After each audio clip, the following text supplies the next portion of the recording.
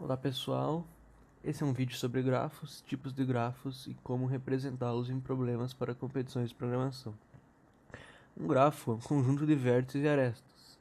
Ele pode ser escrito como G igual ao conjunto V, E, onde V representa os vértices e E as arestas, ou edges.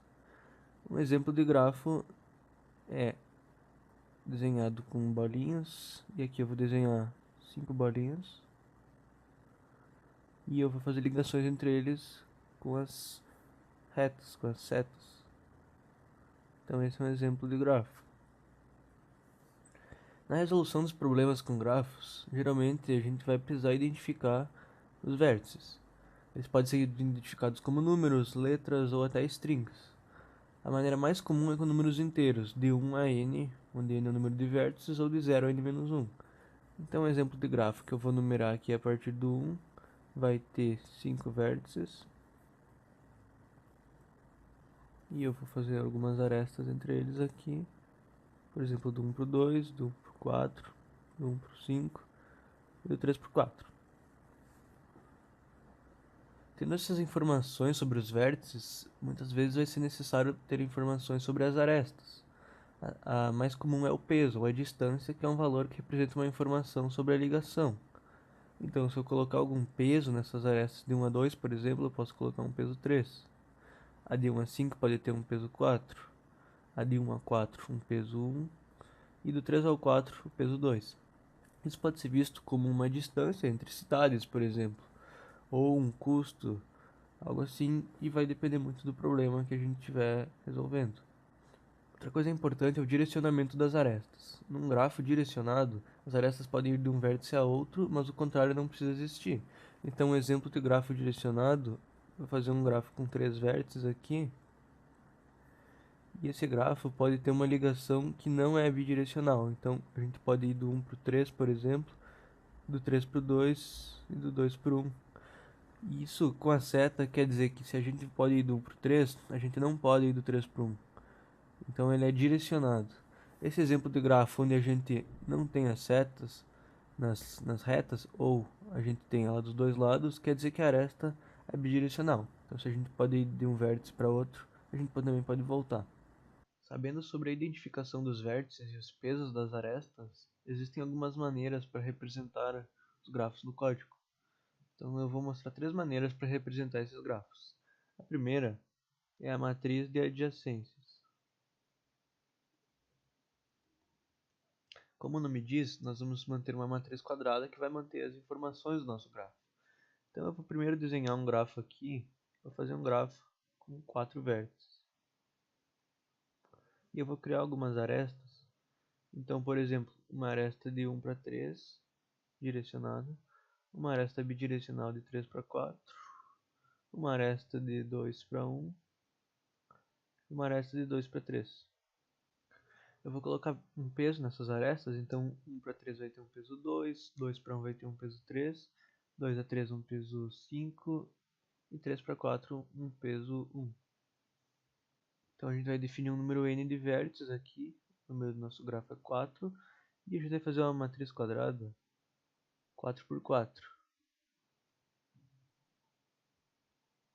E a ideia é que na nossa matriz, na linha I e na coluna J, a gente guarda informação sobre a aresta que vai de I a J, mesmo que ela não exista. Então, a complexidade de espaço disso vai ser O de V ao quadrado, onde V é o número de vértices. E dependendo do problema, a gente vai precisar utilizar outras maneiras para representar os grafos. Então aqui na matriz de adjacência, aqui com um grafo com peso, a gente vai fazer o seguinte. A gente vai colocar o valor da aresta na matriz linha I, coluna J. E se não existir um caminho, a gente vai definir infinito, que no código pode ser definido como um número grande, como 1 bilhão.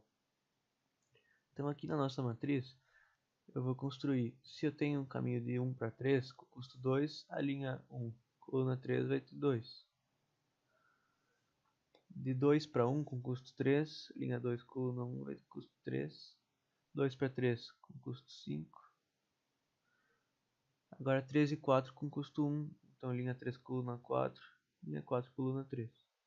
e o resto vai ser infinito. Aqui eu vou colocar um traço e no nosso código vai ficar um valor grande.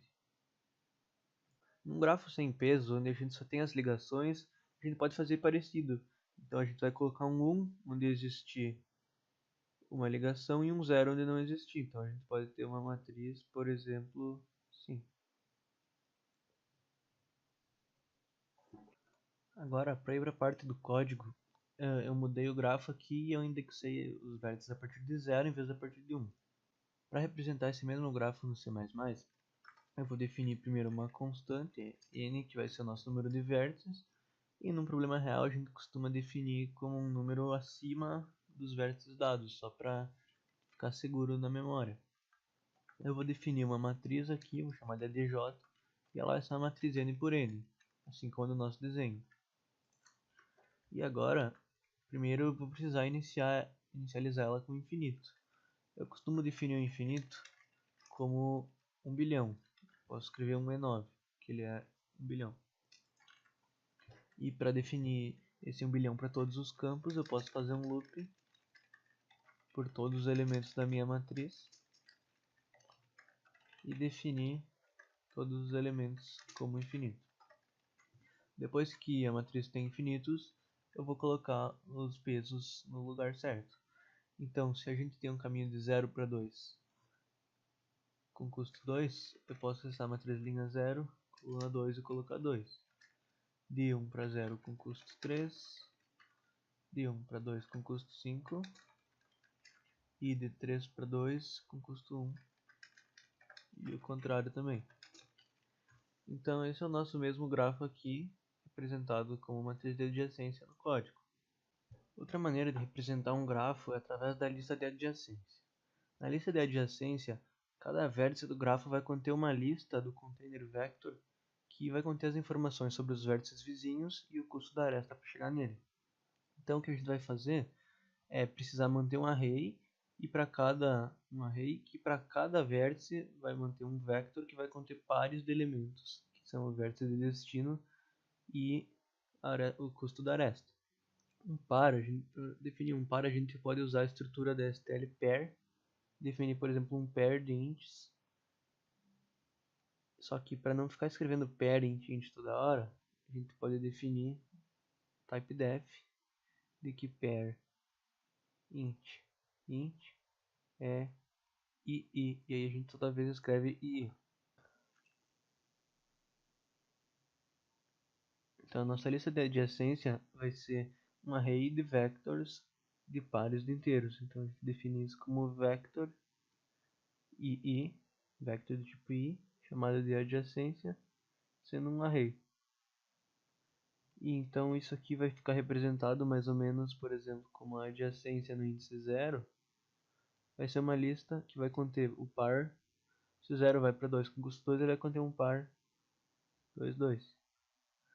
A adjacência no índice 1 vai conter um par 0, 3, porque ele vai para o 0 com custo 3, e outro par 2, 5, porque ele vai para o vértice 5, pro vértice 2 com custo 5. A adjacência no índice 2 vai conter o par 3, 1, e a adjacência no índice 3 vai conter o par 2, 1. Então, para fazer esse código, a gente vai precisar usar a biblioteca vector, e a gente vai definir que o nosso par de inteiros é i, e a gente vai definir a nossa lista de adjacências como um vector de pares de inteiros adjacentes, um array de vectores de pares de inteiros. E agora, para adicionar os elementos, a gente acessa o nosso índice do vértice de saída e utiliza a função pushback, que vai colocar um elemento no fim do nosso vector ali. E a gente vai colocar, por exemplo, o par 2, 2. A gente pode usar ii22, ou no C++ 11, em vez do ii, a gente só usa chaves. Então, por exemplo, se o 1 vai para o 3 com custo, se o 1 vai para o 0 com custo 3, a gente dá um pushback 0,3. E se vai para o 2 com custo 5, 2,5. E adiciona isso para todos os nossos vértices.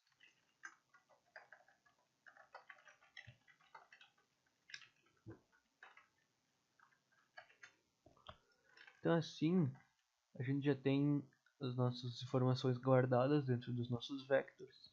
E para mostrar aqui, por exemplo, para percorrer esse grafo, quero mostrar, por exemplo, os pares ligados a cada vértice. Se eu fazer um loop para cada um dos n vértices e mostrar, por exemplo, vértice i, que ele está ligado a, ele vai conter os pares aqui. Como eu vou percorrer cada par ligado a um elemento? Vou fazer um for aqui, chamado de for tipo alto, e de elemento, para cada elemento e, ou seja, para cada par e na adjacência de i, eu vou mostrar os dois elementos do par, que são e.first e e.second. Então, e.first acessa o primeiro elemento do par e e.second o segundo. Aqui eu só esqueci de definir uma constante, n como uma constante. E se eu mostrar aqui essas ligações, se eu compilar aqui e mostrar as ligações, a gente vê que vértice 0 ligado a 2 com custo 2, vértice 1 ligado a 0 com custo 3, 2 com custo 5 e assim vai. Então, a lista de adjacências, ela tem a vantagem de que o consumo de memória é O de V mais E, bem melhor que o contrário O V ao quadrado da matriz de adjacência. Em compensação, a gente não consegue acessar uma aresta, descobrir se existe um caminho em tempo constante. A gente precisa percorrer o nosso vetor.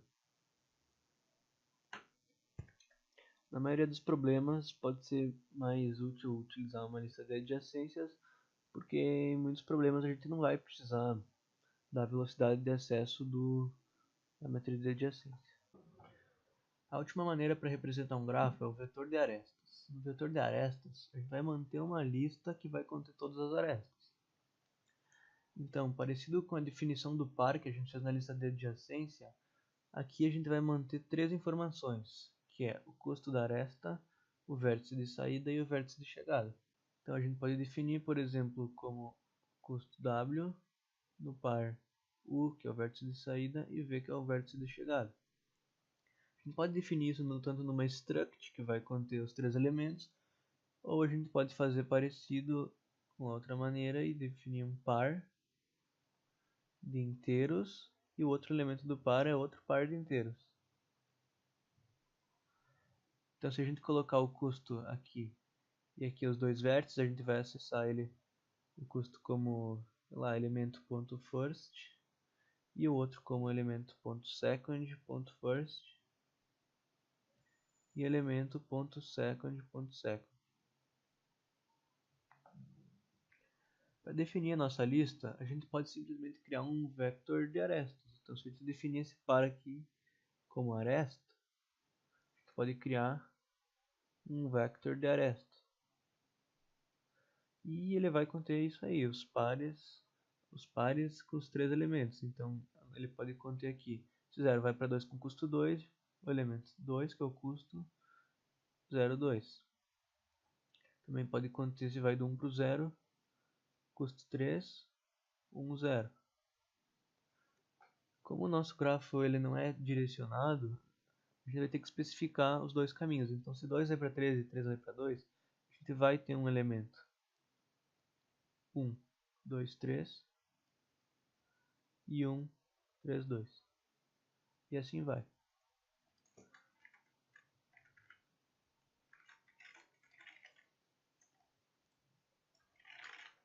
Então aqui para o código, a gente pode definir então essa nossa aresta como um pair de inteiro com outro par de inteiros e chamar de aresta. Aqui a gente pode criar um vetor de arestas, e a gente simplesmente vai adicionar esses elementos com o pushback, utilizando as chaves aqui, colocando o custo, por exemplo 2, e os vértices 0, 2. Colocar outra aresta aqui, custo 3, do 1 para o 0. Colocar custo 5 do par 1, 2.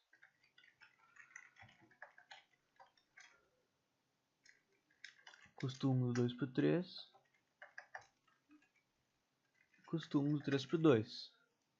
Se a gente quiser mostrar todas as nossas arestas, então a gente pode mostrar aqui arestas como for auto AR, cada aresta AR da lista de arestas a gente mostra custo, daí o vértice eu saída e v chegada. A gente pode acessar o custo com ar.first, que é o primeiro elemento do par, o vértice de saída como second.first e a chegada second.second. Vai acessar respectivamente esse elemento e esse elemento. Se a gente mostrar aqui o grafo, a gente vê todas as nossas arestas.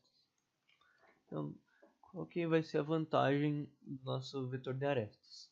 O espaço que ele vai ocupar é simplesmente O de E, onde é o número de arestas. E ele vai ser muito mais útil em problemas que a gente precisa, por exemplo, ordenar as arestas por custo. Então a gente pode querer que um custo mais baixo venha antes. E isso vai ser útil em problemas como árvore geometria mínima com o algoritmo de Kruskal, que a gente vai ver em outro vídeo. Então aqui a gente viu três maneiras de representar um grafo, e a escolha de qual forma de representar vai depender muito do problema que a gente quer resolver. Em futuros vídeos a gente vai ver que para cada tipo de problema a gente vai utilizar um tipo diferente de representação.